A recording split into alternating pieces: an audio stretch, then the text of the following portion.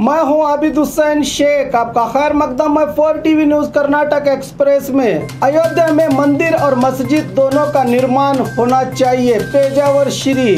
कल बेलगाम में एक प्रेस मीट से संबोधित करते हुए उडुपी के पेजावर विश्वेश तीर्थ श्री स्वामी जी ने कहा कि अयोध्या में मंदिर और मस्जिद दोनों का निर्माण होना चाहिए ताकि दोनों समुदाय के बीच एक दूसरे के प्रति प्यार और विश्वास पैदा हो। केंद्र में कोई भी सरकार आए, इस बार राम मंदिर जरूर बनेगा। कांग्रेस नायक भी हिंदुओं के समर्थन में बोल रहे हैं। चुनाव के फौरन बाद विश्व हिंदू परिषद सभा का आयोजन करके फैसला लिया जाएगा। कानून बनाकर मंदिर का निर्माण करने के लिए राज्यसभा में बीजेपी के पास बहुमत नहीं है, इसलिए अब तक मंदिर के निर्माण में देरी हुई है, कहा पेजावर श्री ने। भगवान को शराब का चढ़ावा, सिगरेट की आरती। उत्तर कन्नड़ जिला कारवार तालुका कुड़ी भाग के काली ब्रिज के पास नेशनल हाईवे से सटे खपरी मंदिर में भक्त भगवान को खुश करके अपनी मनोकामनाओं को पूरी करने के लिए चढ़ावे में शराब और आरती में सिगरेट जलाते हैं। बकरे और मुर्गी भी काटे जाते हैं। महाराष्ट्र, गोवा और कई राज्यों से हर साल यात्रा समारोह में भक्त पहुंचते हैं। यहाँ के पुजारी विनायक ने बताया कि कई सालों से यही परंपरा चली आ रही है। कई हजार साल पहले दक्षिण अफ्रीका से एक संत पुरुष आए थे जो यहाँ झोपड़ी में रहते थे। वो अपने शिष्यों के हर परेशानी को दूर करते थे। उनके निधन के बाद उनके शिष्यों ने ही इस मंदिर का निर्माण किया है। हर साल हजारों लोग यहाँ से अपनी मन की मुराद पाते हैं, कहा विनायक ने।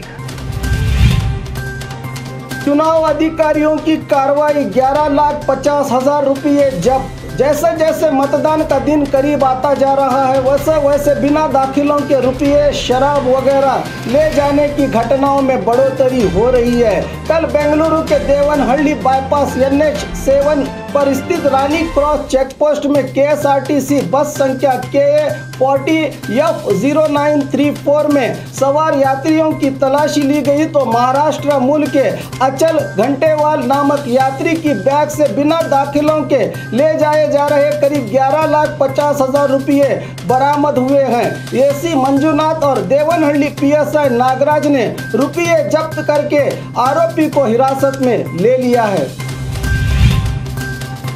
16 दिन में 18 फुट का कुआं खोद डाला। लगन और मेहनत से नामुमकिन काम को भी मुमकिन बनाया जा सकता है। इसी की ताज़ा मिसाल उडुपी जिला करकल तालुका मंडकोर ग्राम में देखने को मिली। घर निर्माण के लिए पानी की किल्लत महसूस हुई तो यहाँ के भुवनेश गौड़ा ने 16 दिन में 18 फुट खोदकर आखिर पानी हासिल कर ही लिया। सुबह से शाम तक मजदूरी करके शाम को मोमबत्ती और मोबाइल की मदद से 2 घंटे खुदाई करते हुए भुवनेश गौड़ा ने अपना कारनामा अंजाम दिया। अब इसी कुएं से आसपास के लोगों को पानी दे रहे हैं भुवनेश।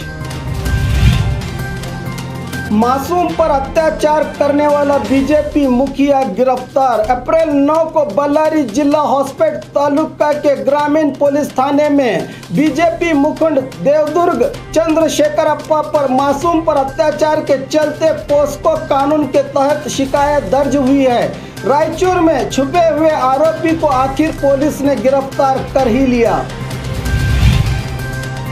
कोलार में पीएम मोदी का चुनावी प्रचार। कोलार में बीजेपी के उम्मीदवार एस मुनिस्वामी के लिए मोदी घर घर पहुंचकर बीजेपी का प्रचार कर रहे हैं, लेकिन ये ओरिजिनल मोदी नहीं है, ये डुप्लीकेट मोदी हैं। हूबहू मोदी जैसे दिखने वाले उडुपी के सदानंद नाइक मोदी जी के परम भक्त हैं। बीजेपी के लिए इस चुनाव में मत याचना कर रहे हैं।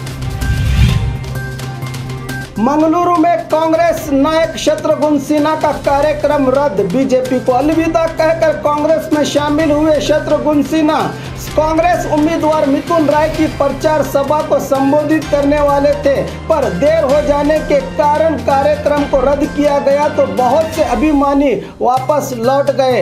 एवान डिसूजा और मैनुद्दीन बावा ने खाली कुर्सियों के बीच ऐसे तैसे कार्यक्रम को पूरा किया।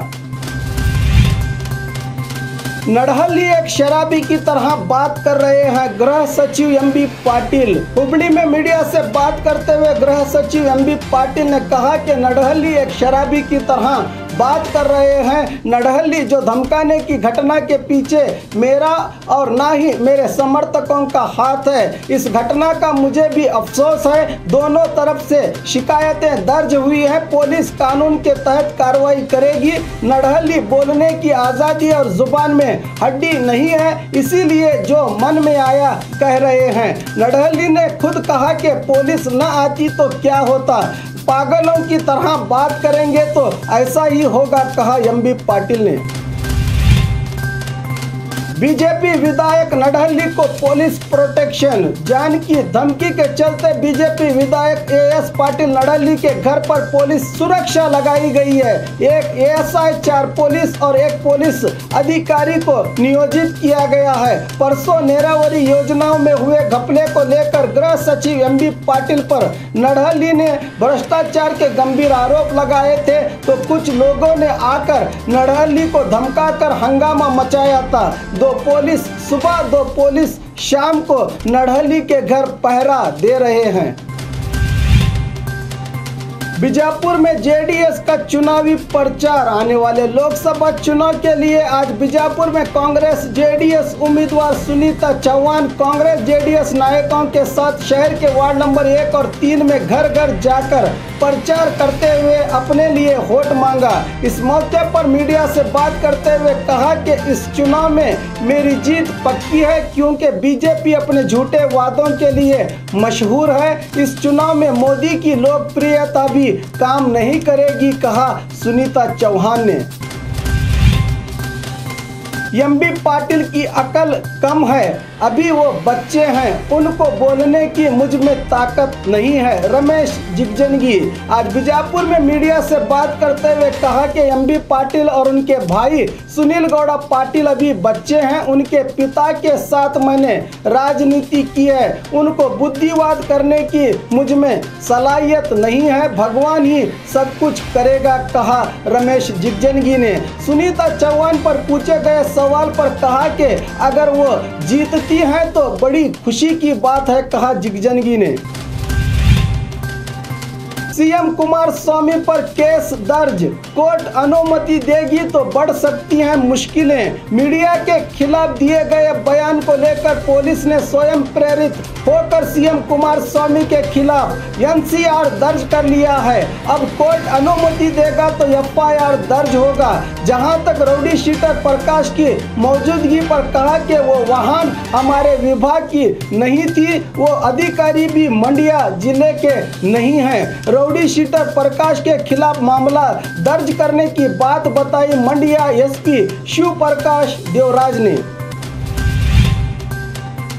और खबरों के लिए देखते रहिए 4 टीवी न्यूज़ कर्नाटक एक्सप्रेस।